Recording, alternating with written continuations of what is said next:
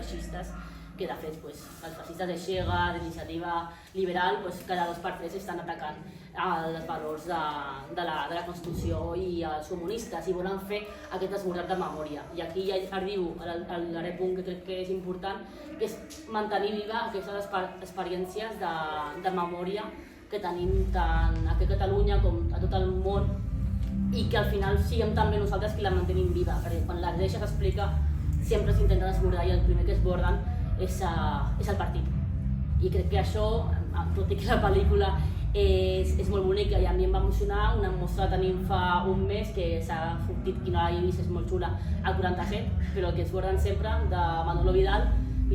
és que era comunista del SUC i de Comissions Obreres. I això ho esborden perquè no interessa que es vegi que els comunistes érem els que estàvem als fronts, érem els que organitzaven, els que lluitaven realment durant la dictadura, tot i que després no aconseguessin guanyar les eleccions posteriors. Llavors, crec que darem les claves serà visibilitzar que la principal força organitzadora i que va aconseguir aquesta aliança poble-moviment de forces armades realment efectiva va ser el PCP i han sigut també els comunistes els que sempre han lluitat per l'internacionalisme i per la lluita contra el capitalisme, el colonialisme i l'imperialisme. Llavors amb això ja acabo, si teniu qualsevol pregunta.